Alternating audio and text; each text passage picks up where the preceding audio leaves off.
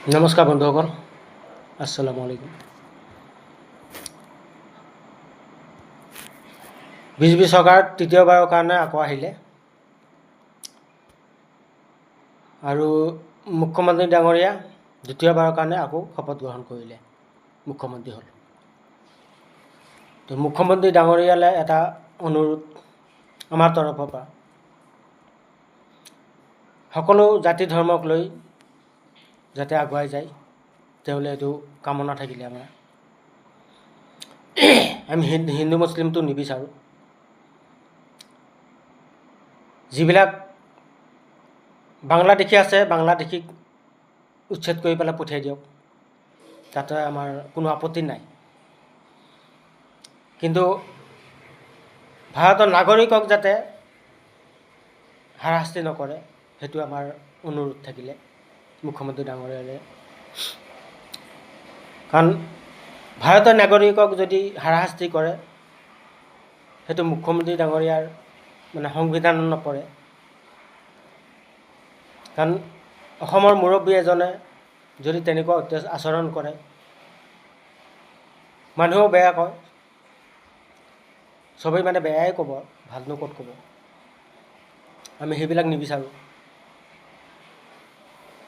আৰু সকলৰ প্ৰতি দায়বদ্ধতা হিচাপত তেওঁ শপত গ্ৰহণ কৰিছে।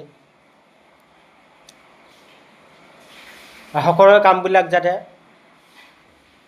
ভালকৈ কৰে, সকলোৰে সমস্যাবিলাক যাতে ভালকৈ দূৰ কৰে, সেইটোৱে আমাৰ কামনা। কাৰণ দ্বিতীয়বাৰৰ কাৰণে তেওঁ মুখ্যমন্ত্ৰী হৈছে, বেয়া পোৱা নাই, আমি ভালেই পাইছোঁ। কাৰণ তেনেকুৱা কাৰা মানুহ এজন মুখ্যমন্ত্ৰী হ'ব লাগে, আমি সেইটোও বিচাৰোঁ। অসমৰ মানুহৰ, অসমৰ জনতাৰ কাম কাজবিলাক যাতে ভালকৈ কৰে, ভালকৈ কৰিলে হয়তো চবেই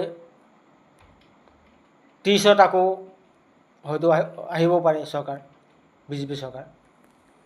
আৰু ভালকৈ যদি কাম কাজ কৰে, তেতিয়াহ'লে আকৌ আনিব মানুহে। হিন্দু মুছলিম নকৰি পেলাই সকলোকে লগত লৈ তেওঁ যাতে আগুৱাই যায়, সেইটো আমি কামনা কৰিছোঁ। কাৰণ যোৱা 5 বছৰত যিটো কৰিলে, সেইবিলাক যাতে নকৰে, সেইবিলাক আমি নিবিচাৰোঁ, আৰু কোনোৱে নিবিচাৰে। কাৰণ তেওঁ যাতে যোৱা বছৰৰ বাবে যদি তেনেকুৱা হিচাপত যদি এই বছৰ নচলায়, এই 5 বছৰ যাতে 5 বছৰ কালটো